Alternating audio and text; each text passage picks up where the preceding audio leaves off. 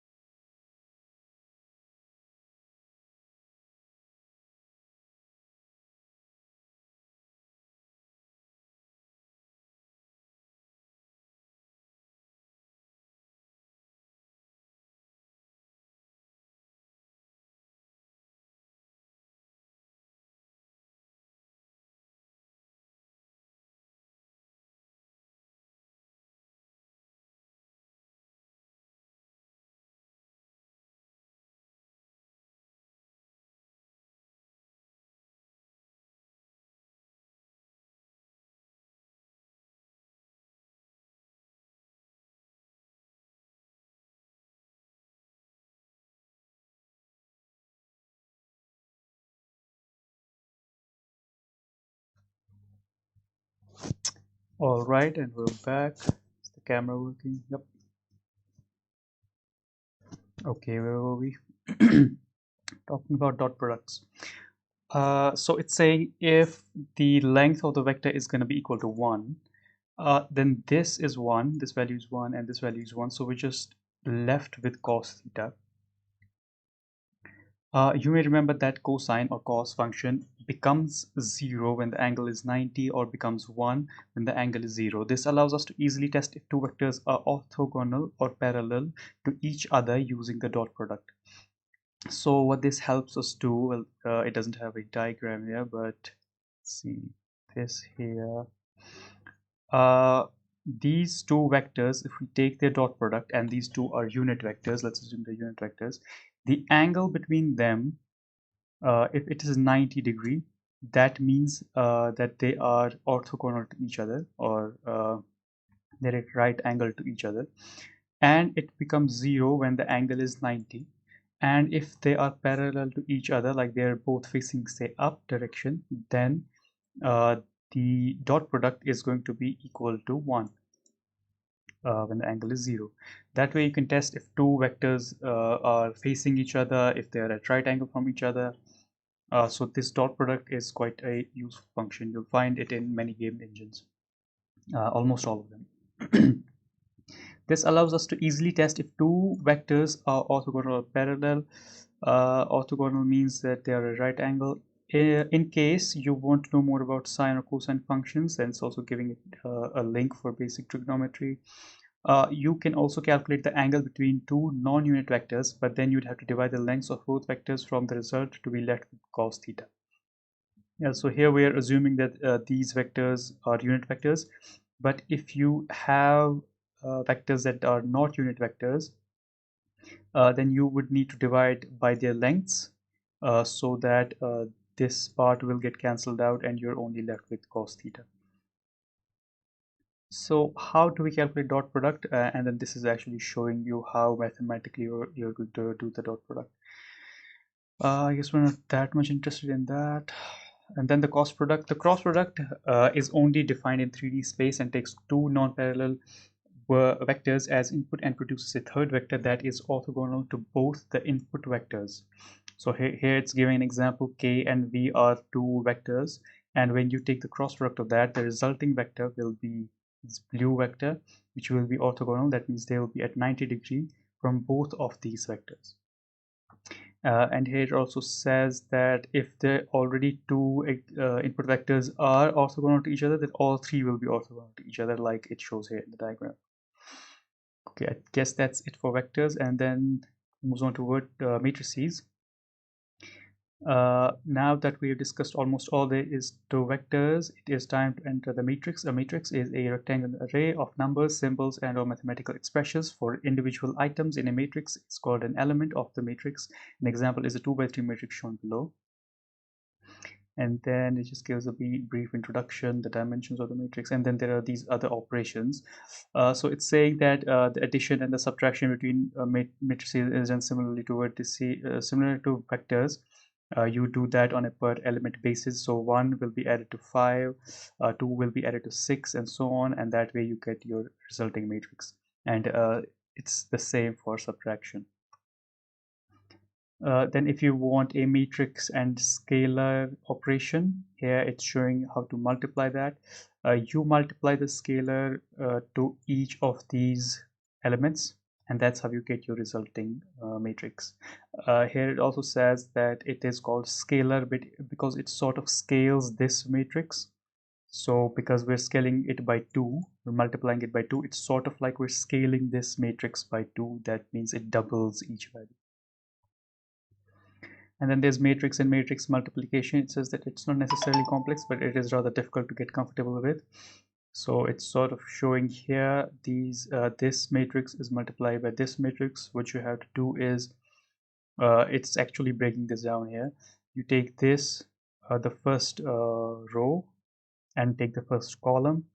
You multiply each element and then you add those together, and that's how you get your first resulting element. And then it just goes through that. We can skip all of these, and as you can see, if it's like a 3 by 3 matrix, it gets quite cumbersome. And then we have matrix vector multiplication. Up until now, we've had our fair share of vectors. We use them to represent position, colors, and even texture coordinates. Let's move a bit further down the rabbit hole and tell you that a vector is basically a n by 1 matrix, where n is the vector's number of components, also known as an n-dimensional vector. So it's now saying that vector and a matrix is basically the same thing, but vector is just a more specific type of matrix where the second dimension is just 1. So it can be 1 by 1, 2 by 1, 3 by 1. They're all just matrices. So you just call them n-dimensional vectors. If you think about it, it makes a lot more sense. Vectors are just like matrices in an array of numbers, but with only one column. So they cannot have more than one column. So this is also a matrix, but since it has only one column, it is also a vector. In this case, it's a four-dimensional vector. Well, if we have an m by n matrix, we can multiply this matrix with our n by one vector. So if you want to multiply two matrices, the column of the first matrix needs to be equal to the row of the second matrix. Only then will you be able to multiply them. So here it is showing the identity matrix. In OpenGL, we usually work with 4x4 transformation matrices for several reasons, and one of them is that most of the vectors are of size 4. The most simple transformation matrix is that we can think of is the identity matrix. The identity matrix is an n by n matrix with only zeros except on its diagonals. So this right here is an identity matrix. All of these diagonals are 1 and all the other values are 0. The point of an identity matrix is when you multiply it by a vector, it leaves the vector unchanged. The vector is completely untouched. This becomes obvious from the rules of multiplication. So the rules that we apply here and here, if we apply the same rules of multiplication with an identity matrix, it leaves the vector unchanged. You may be wondering that what the use of a transformation matrix that does not transform. The identity matrix is usually a starting point for generating other transformation matrices. And if we dig even deeper into linear algebra, a very useful matrix for proving theorems and solving linear algebra. Okay, moving on. Scaling. When we're scaling a vector, we are increasing the length of the arrow by the amount we'd like to scale, keeping its direction the same. Right? Let's try scaling the vector v dash 3 by 2, 3 comma 2. We will scale the vector along the x-axis by 0.5, thus making it twice as narrow, and we'll scale the vector by 2 along the y-axis, making it twice as high. So it's taking this v dash vector and multiplying it on the x by 0.5, so it's halving the width, I guess, halving it on the x-axis and doubling it on the y-axis. Keep in mind that OpenGL usually operates in 3D space, so for that case, we just set the z-axis to 1 and leave it unchanged. That's fine. And then the scaling operation we just performed is non-uniform because you're multiplying each component by different values. In that case, it would be a non-uniform scale. If the scalar would be equal on all axes, it would be called a uniform scale. Let's start building a transformation matrix that does the scaling for us. We start from the identity matrix that each of the diagonal elements were multiplied with its corresponding vector element. What if we want to change the ones in the identity matrix to threes? In that case, we would be multiplying each of the vector elements by a value of 3 and thus effectively uniformly scaling the vector by 3. If we represent the scaling variables as s1, s2, and s3, we can define a scaling matrix on any vector. Okay, so now we're going to create a matrix that does the scaling for us. Say this is our xyz, and then at the w we put 1. If we want to scale this vector, we start with the identity matrix and put these s1, s2, and s3 in this diagonal position and leave the final one as 1 because we don't want this w to be changed. And this will be our resulting matrix, which will be scaled by these values. Note that we keep the fourth scaling value 1. The w component is used for other purposes, so as we'll see later on. Okay, now for translation. Translation is the process of adding another vector on top of the original vector to return a new vector with a different position, thus moving the vector based on a translation vector. We've already discussed vector addition, so this shouldn't be too new. Just like the scaling matrix, there are several locations on a 4x4 matrix that we can use to perform certain operations, and by translation, those are the top 3 values of the fourth column. If we represent the translation vector as tx, ty, and tz, we can define the translation matrix by this. Okay, so this matrix, again, we're starting with the identity matrix, and this time, whatever value you want to translate it by, you set those values here. So dx, dy, and dz, they will be added on to your vector, to the components of your vector, and that's how your vector is going to be translated. This works because all of the translation values are multiplied by the vector's W column and added to the vector's original values. Remember the matrix multiplication rules? This wouldn't have been possible with a 3 by 3 matrix. Okay. So that's why we need a 4 by 4 matrix, because they're multiplied by 1, the W component, the vector's W component, 1 right here, and that leaves them unchanged. And then we are adding them to our x, y, and z component, and that's how it translates it. Okay, homogeneous coordinates. The W component of a vector is also known as a homogeneous coordinate. To get the 3D vector from a homogeneous vector, we divide the x, y, and z coordinate by its W component. We usually do not notice this since the W component is 1 most of the time. Using homogeneous coordinates has several advantages. It allows us to do matrix translations in 3D vectors. Without a W component, we can't translate vectors. And in the next chapter, we'll use the W value to create 3D perspective. Okay, so this W coordinate will be used to add 3D perspective. Also, whenever the homogeneous coordinate is equal to 0, the vector is specifically known as a direction vector, since the vector with the W coordinate of 0 cannot be translated. Okay, if we set this to 0, then because all of these translation values are first multiplied by this value, it cannot be translated no matter what value you set this to. So in that case, you cannot translate it.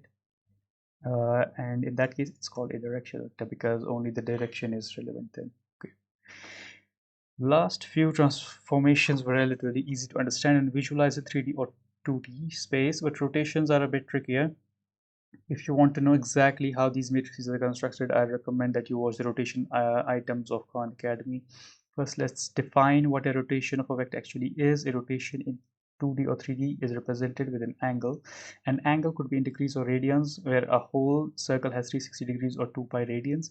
I prefer explaining rotations using degrees as we're generally more accustomed to them. Most rotation functions require an angle in radians, but luckily degrees are easily converted to radians. We just multiply it by a factor of this to convert it from radians to degrees. Okay. Rotating half a circle rotates as 360 by 2, 180 degrees, and rotated 1/5 means we rotate it by 360 by 5, 72 degrees to the right. This is demonstrated for a basic 2D vector where v dash is rotated 72 degrees to the right or clockwise from k. So this is our original vector. If we want to rotate it by this certain angle, this v dash will be the resulting vector. And here it's specifying which axis we're rotating this vector on. So since z is 1, that means we're rotating it on the z axis. Rotations in 3D are specified with an angle and a rotation axis. The angle specified will rotate the object along the rotation axis given. Try to visualize this by spinning your head in a certain degrees while continually looking down a single rotation axis. When rotating 2D vectors in a 3D world, for example, we set the rotation axis to the z-axis. Try to visualize this. Okay. So here as well, it's setting the rotation axis to the z-axis. Using trigonometry, it is possible to transform vectors to newly rotated vectors given an angle. This is usually done via a smart combination of the sine and the cosine functions, commonly abbreviated to sine and cos. A discussion of how the rotation matrices are generated is out of the scope of the chapter. Okay, we're not going to see how they're actually generated, but these are actually the matrices that are used for rotation. This is our input vector, and we want to rotate it. We want to rotate it on x, we use this.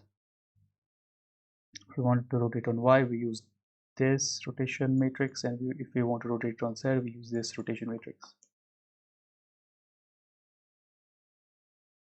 Okay, this kind of makes sense because if we are rotating it on x, the x is going to be unchanged, and the y and the z coordinate are being changed here. Similarly, we want to rotate it on y. The y coordinate does not change, the x and the z change. Similarly, rotate on z, only x and the y change. Using the rotation matrices, we can transform our position vectors around one of the three unit axes. To rotate around an arbitrary 3D axis, we can combine all three of them by first rotating around the x, then y, then z, for example. However, this quickly introduces a problem called gimbal walk. We won't discuss the details, but better solution is to rotate around an arbitrary axis. For example, this. Note that this is a unit vector. Right away, instead of combining the rotation matrices such a verbose matrix exists and is given below, or x, or y, or z as the arbitrary rotation axes. Okay.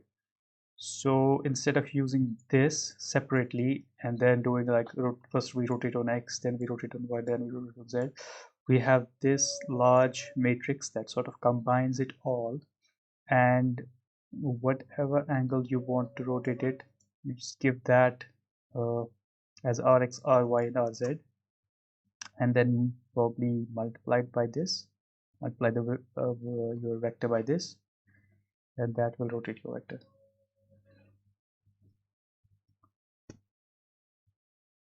Okay, so it's still saying that even this matrix does not completely prevent gimbal lock, although it gets a lot harder. But to truly prevent gimbal locks, we'll have to represent rotations using quaternions. That is not only safer but also more computationally friendly. However, a discussion of quaternions is out of this chapter's scope. So quaternions is basically a better way of doing doing the rotations, but it's also a lot more complex. So I guess we're gonna stick with this. Combining matrices. The true power of using matrices for transformations is that we can combine multiple transformations in a single matrix thanks to matrix multiplication. Matrix multiplication. Let's see how we can generate a transformation matrix that combines several transformations. Say we have a vector xyz and we want to scale it by 2, then translate it by 1, 2, 3. We need a translation and scaling matrix for our required steps. The resulting transformation matrix would look like this. Okay, so the good thing about matrices is that you can combine them. This is a translation matrix and this is a scaling matrix, and you can combine both of these, and this is what you'll get. This will translate it as well as scale it. Note that we first do a translation and then a scale transformation when multiplying matrices. Matrix multiplication is not commutative. Okay, so we have to make sure that the scale comes first, that the translation comes first, this one, and then the scale, because multiplying matrices is not commutative. You can't have them the other way around.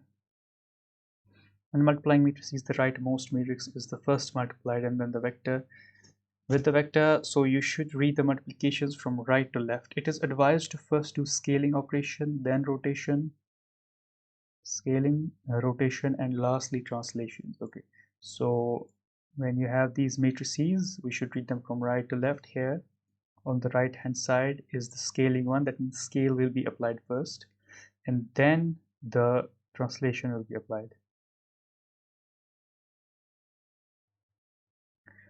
Running the final transformation matrix on our vector results in the following vector.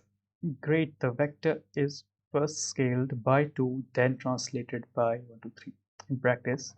Now that we have explained all the theory behind transformations, it's time to see how we can actually use this knowledge to our advantage. OpenGL does not have any form of matrix or vector knowledge built in, so we have to define our own mathematics classes. I guess we're going to introduce a new library here. Okay, we're going to use GLM. GLM stands for OpenGL Mathematics. It is a header only library, which means that we only have to include the proper header files and we're done. Okay, I'm just going to download GLM.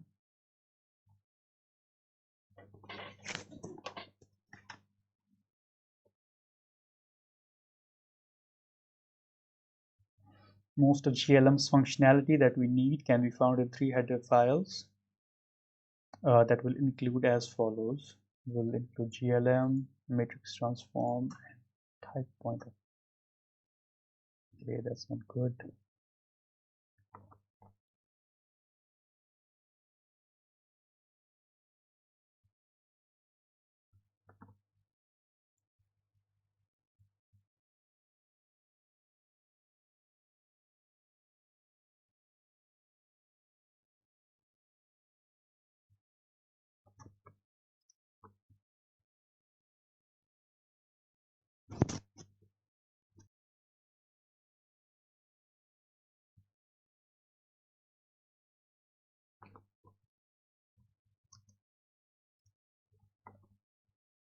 Yeah, I don't know why this is inaccessible.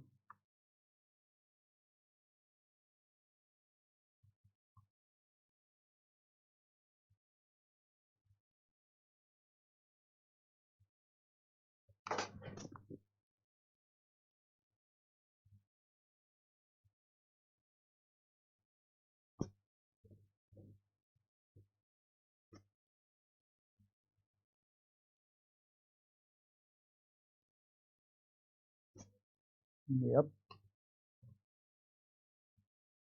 Okay, I hope we can just get it from GitHub. Here it's 0.9.8.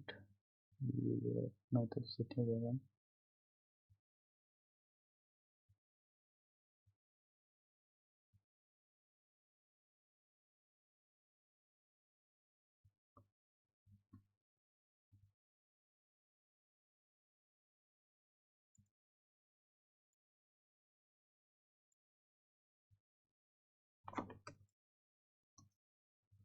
I think, okay, yeah, I think this is it.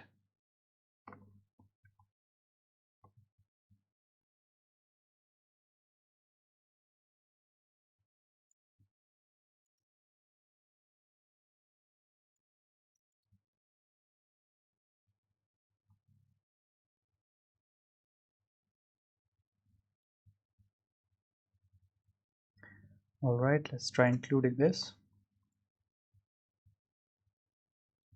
So we're gonna do glm/glm.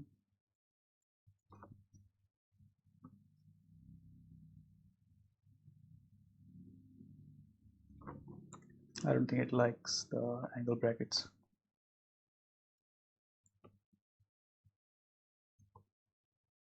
All right. Matrix transform and type pointer.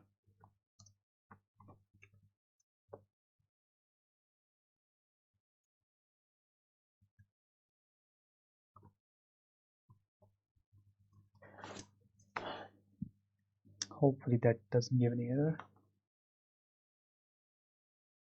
Cool.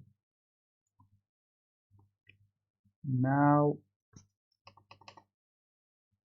let's see if we can put our transformation knowledge to good use by translating a vector of 1, 0, 0 by 1, 1, 0.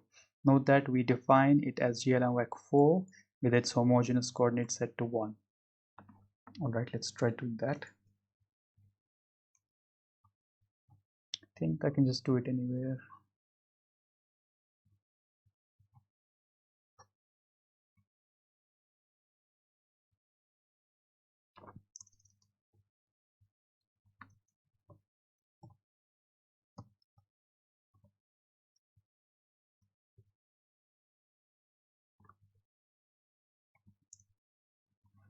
So we have glm_vec4. What's it called? Vec 1, 0, 0.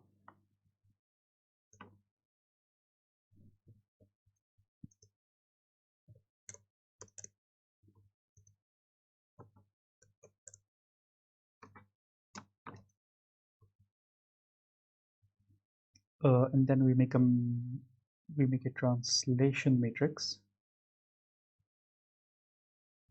glm_mat4, call it trans, and set it equal to glm_mat4 1. Okay.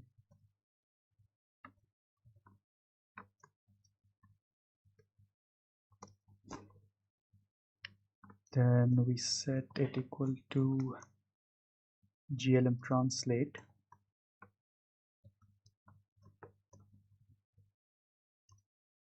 and we're going to translate it by,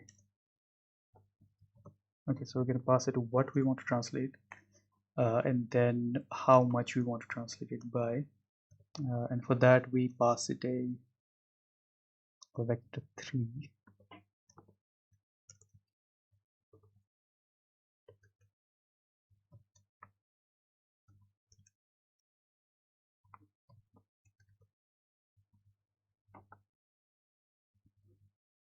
And then we do vec equals trans times vec.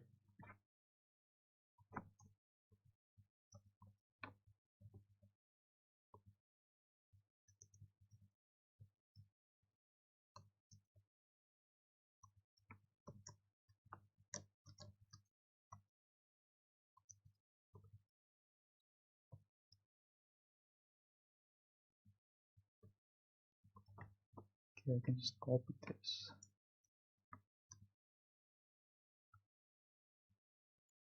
Okay, so this is our vector, and then we're creating a transformation matrix. Uh, it's setting it to mat for 1, which I guess sets all the values to 1. And then, or maybe is it making a unit matrix, identity matrix? Let's first test it out.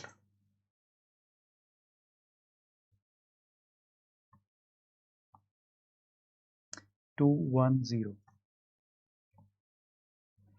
We first define a vector called vec here using GLM's built-in vector class. Next, we define a matrix 4, mat4, and explicitly initialize it to the identity matrix by initializing the matrix diagonals to 1. Okay, so this does not set all the values to 1, it only sets diagonals to 1. If we do not initialize it to the identity matrix, the matrix would be a null matrix. All the elements would be 0. And all subsequent matrix operations would end up a null matrix as well. The next step is to create a transformation matrix by passing our identity matrix to the glm translate function together with a translation vector. The given matrix is then multiplied with a translation matrix, and the resulting matrix is returned.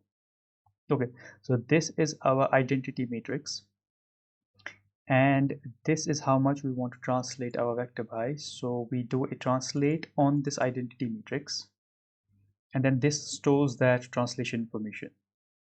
And when we want to translate our vector by that amount, we just multiply it by that vector. Okay, the next step is to create this. If we still remember how matrix translations work, then the resulting vector should be 1 plus 0, 0 plus 1, 0 plus 0, which is 210. The snippet of code outputs 210, so the translation matrix did its job, and that's exactly the result that we got. Let's do something more interesting and scale and rotate the container object from the previous chapter.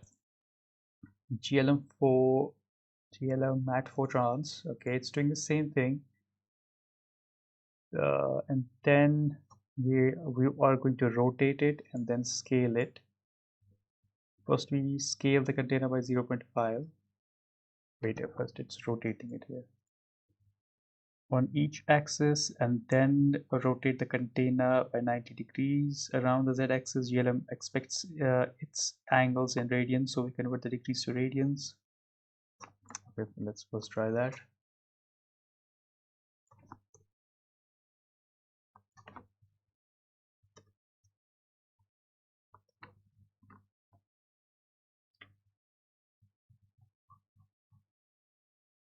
Okay, these are the positions.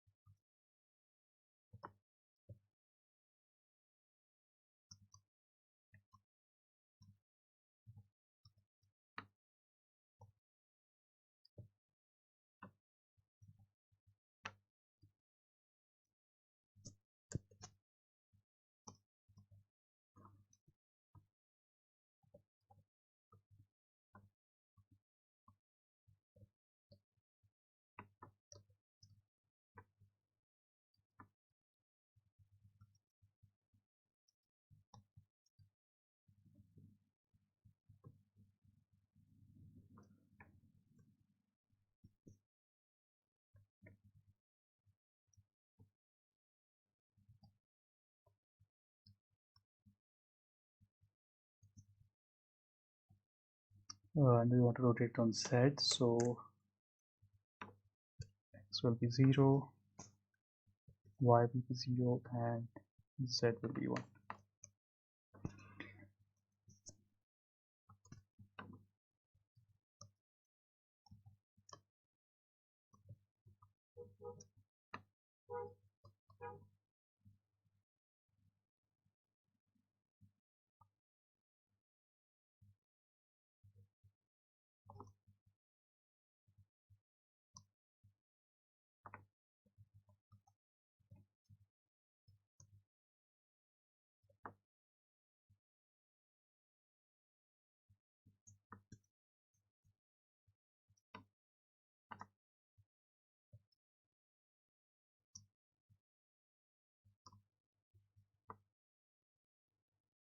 So that's our transformation. It has both the scale and the rotation inside it.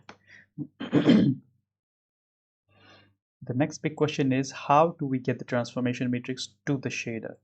We shortly mentioned before that GLSL also has a mat4 type.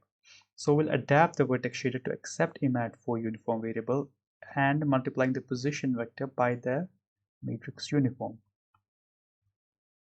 So this is our shader, the vertex shader, and we're going to get a uniform and we'll call it transform. So let's go to our vertex shader here.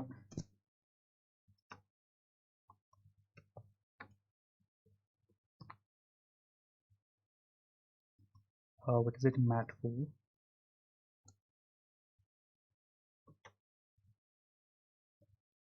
transform.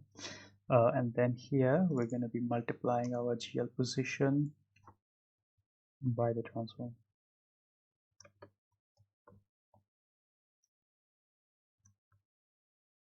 Okay, what is this? Text squared is a vector 2 where I'm doing text squared is equal to a text squared. I think this was the exercise that we did anyway. So that's our uniform. GLSL also has a mat2 and mat3 types that allows for swizzling like operations. Okay, we added the uniform and multiplied the position vector with the transformation matrix before passing it to GL position. Our container should now be twice as small and rotated by 90 degrees. Tilted to the left. We still need to pass the transformation matrix to the shader though. Yeah, so we can do that here, right here. Uh,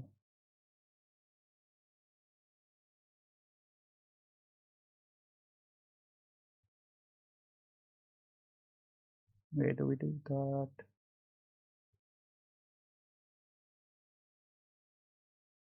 I think it's this.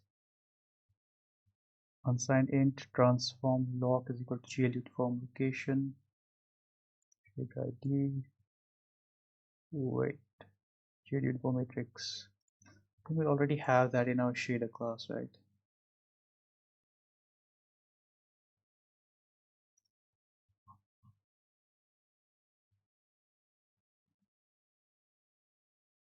Okay, it doesn't have a matrix type.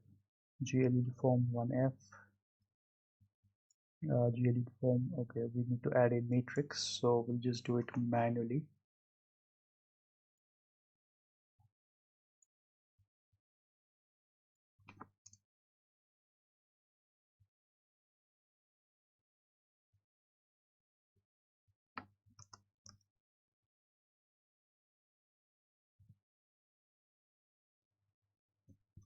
To do that,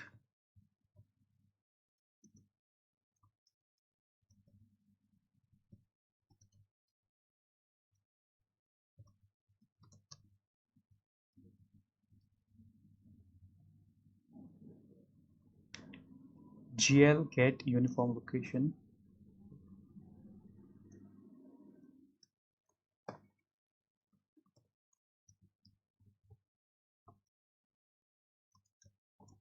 We need to pass it the ID of our shader and the name of the uniform. and that will give us the ID of our uniform inside the shader. Then to set it, we do GL uniform matrix for FV, GL uniform matrix for FV. I don't know what FV stands for though.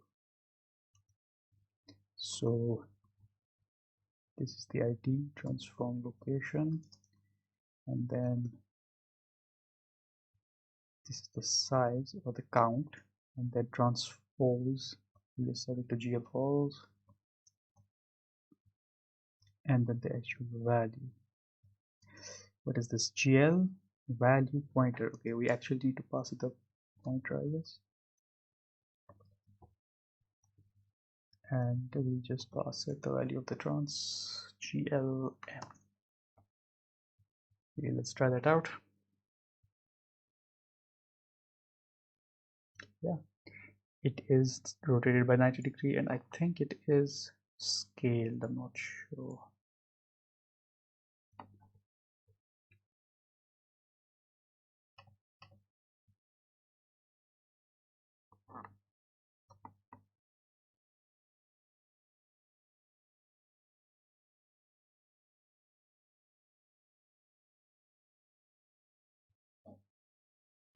I'm not sure about the scaling part.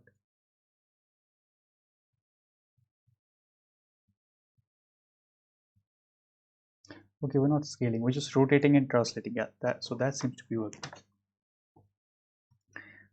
We first query the location of the uniform variable and then send the matrix data to the shader using GL uniform with matrix for FV as its postfix.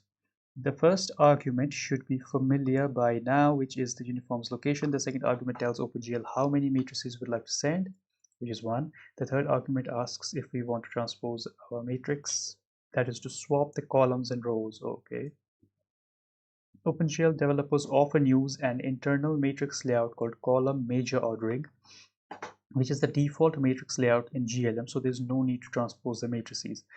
We can keep it at GL false. The last parameter is the actual matrix data, but GLM stores their matrices data in a way that doesn't always match OpenGL's expectations, so we first convert the data GLM's built-in function value ptr. Okay, we created a transformation matrix, declared a uniform in the vertex shader, and sent the matrix to the shaders where we transform our vertex coordinates. The result should look like this. Perfect. Our container is indeed tilted to the left and twice as small. Wait, it didn't do scaling there. It just did rotate and translate. Okay, this is supposed to be scale.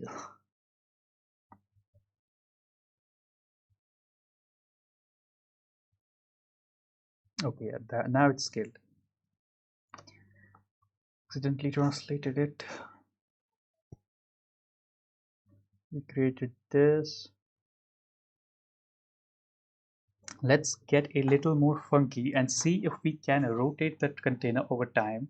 And for fun, we'll also reposition the container at the bottom right side of the window. To rotate the container over time, we have to update the transformation matrix in the render loop, and because it needs to update each frame, we use GLFW's time function to get an angle over time.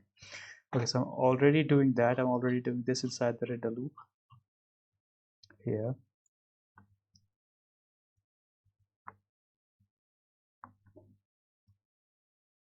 What's also going to do is we need to change this. So rotate value will changed by the GLW get time function. So I'll just get everything inside the render loop.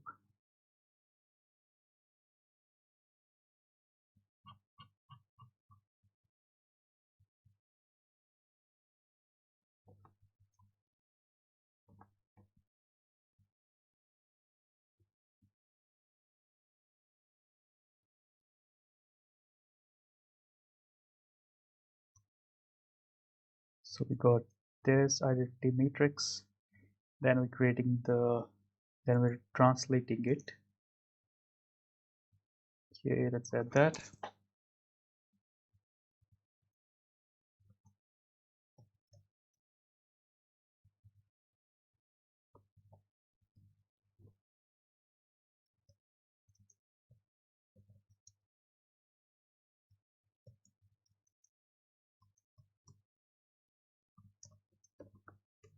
and it's translating it by 0.5 minus 0.5 and 0.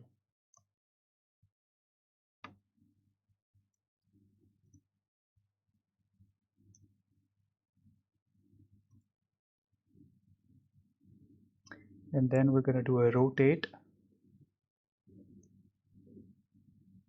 We'll just comment this part out. We give our matrix, then we, rather than setting it to a particular value, it's going to set it to glfw get time.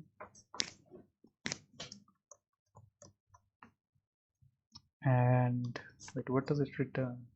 It returns a double, so we need to convert it to a float. And finally, the angle, which won't change, it'll be on the z-axis. All right, and then we just pass it to the shader. That should rotate it.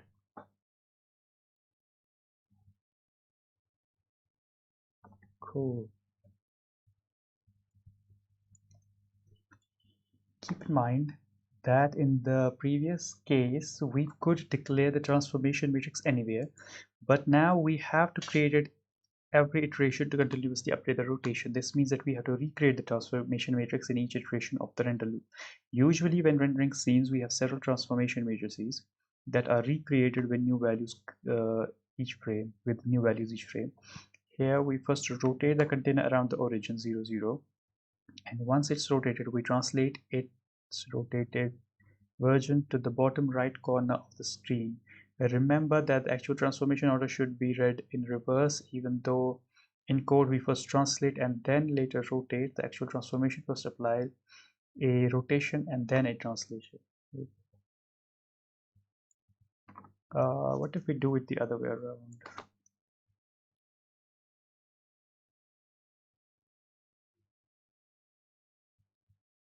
Okay, so in that case it will rotate around this point, because first it's translating it and then rotating it.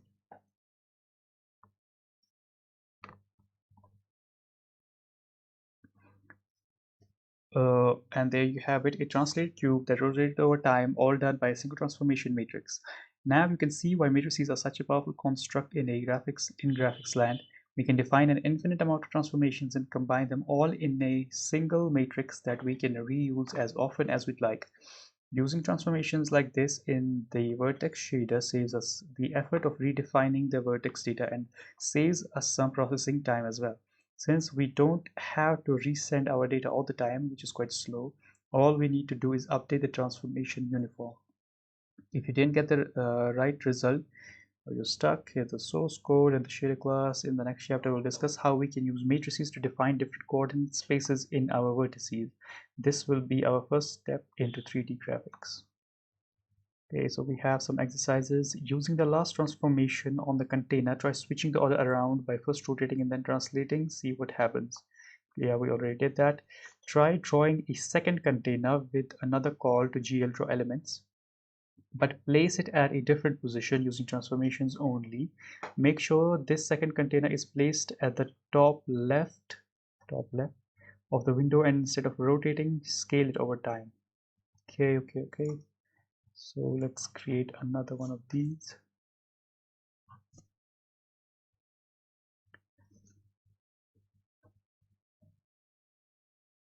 This will be our GL draw elements. And to have another one of these, we need to have another VAO.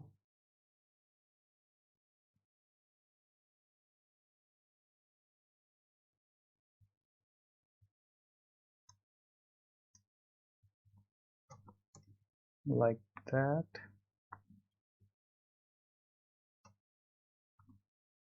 This will be VAO2.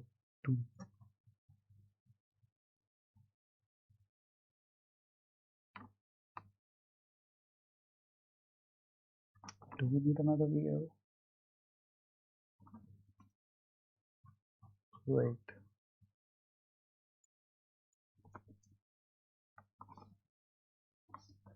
All we need to do is have another transformation matrix and then pass that to the uniform. before doing the GL draw elements, I guess. So that shouldn't require another VAO.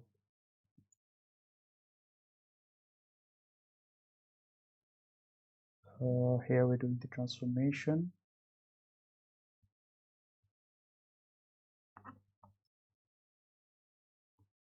Let's do that again here. And we'll put it at the top left corner. So on X it will be -5, and on the Y it will be 0.5. And then rather than rotating it, we're going to need to scale it.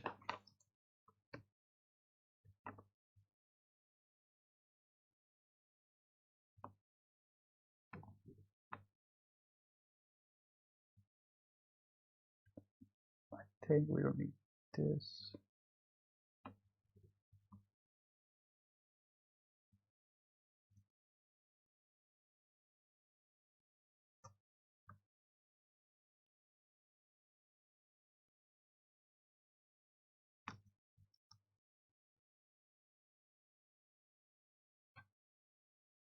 Okay, mat4 pass that, then it wants a vector 3.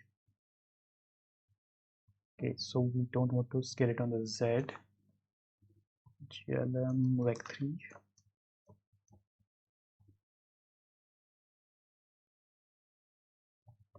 And we're using like sign of a GLM sign.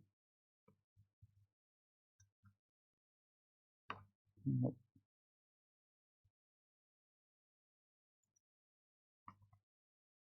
It how do you do the sign thing?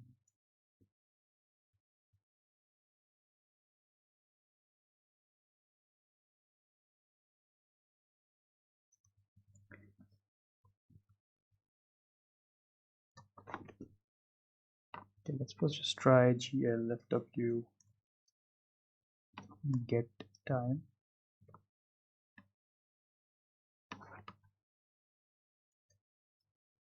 On the X and the Y and the Z will just be 1.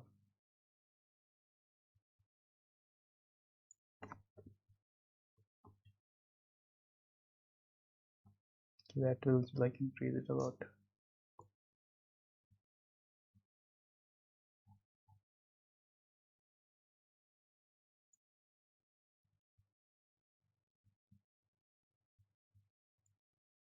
Start with trans 2.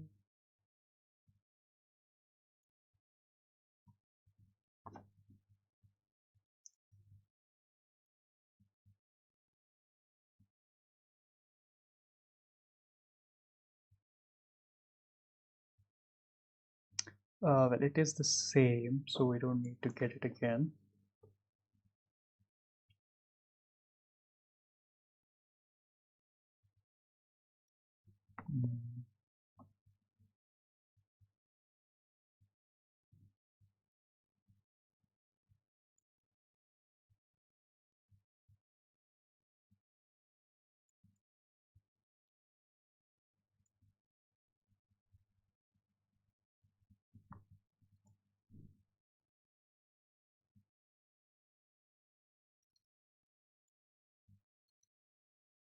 Okay, we need to pass trans 2 actually. Okay, we have 2 of these. We're just scaling infinitely. Okay, we do need to pass sign here. Okay, just check. Can I just do that in the shader?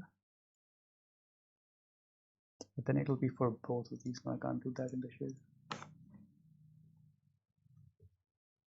Oh, how do you do the sign thing?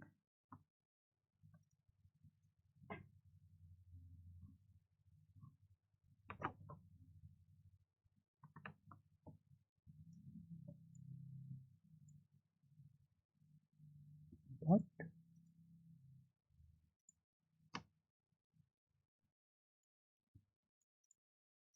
Can directly call sign?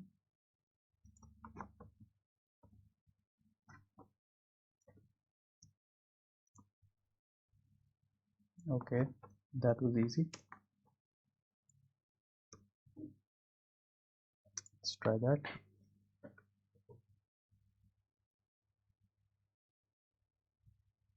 Yeah, it goes into negative values. So we might want to add 0.5 to it. No, it goes to between 1 and -1. So if we add 1 to it, that will take it between 0 and 2.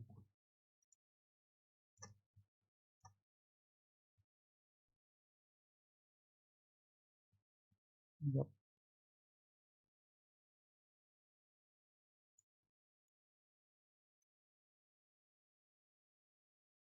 Let's actually make a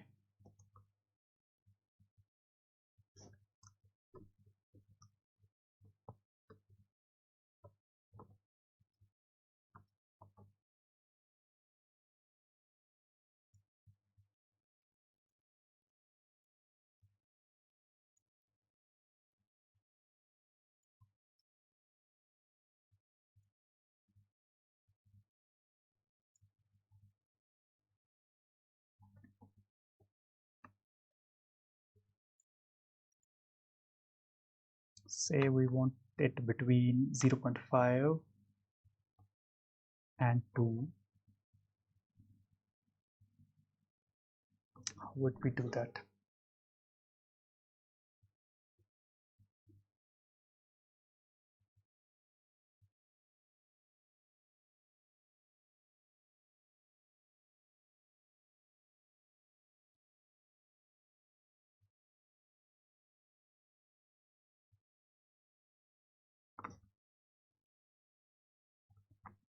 Right now it is between 0 and 2. If we want it between 0 and 1, then would just divide by 2, so half it.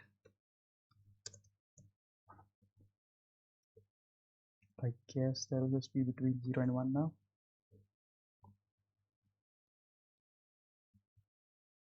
Damn, okay, so it's now only scaling on the x for some reason.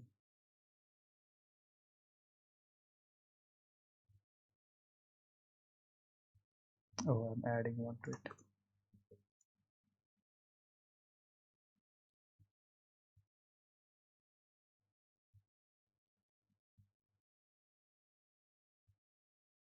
Yeah, so now it's between 0 and 1. What we want to do is to make it between 0.5 and 2.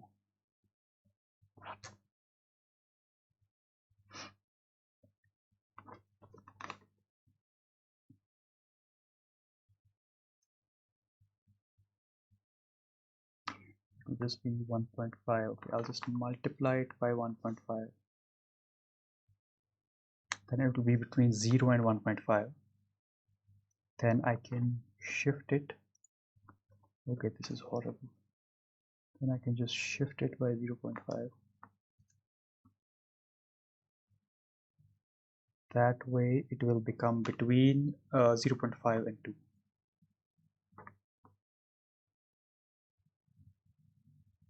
Yeah, so this is twice as large, but it won't go all the way down to 0. It will only stop at 0.5.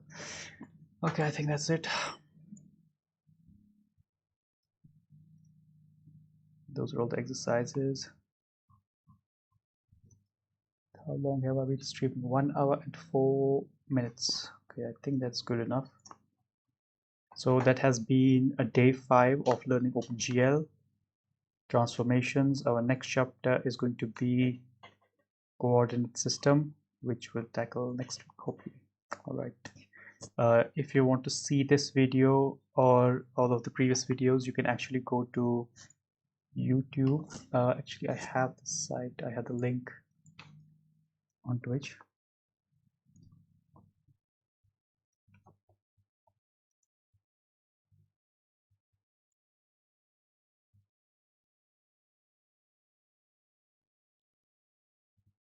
Yeah, you can just click on this YouTube link and it will take you to my channel. And there you can find all of the previous days if you want to follow along. Guys, bye bye.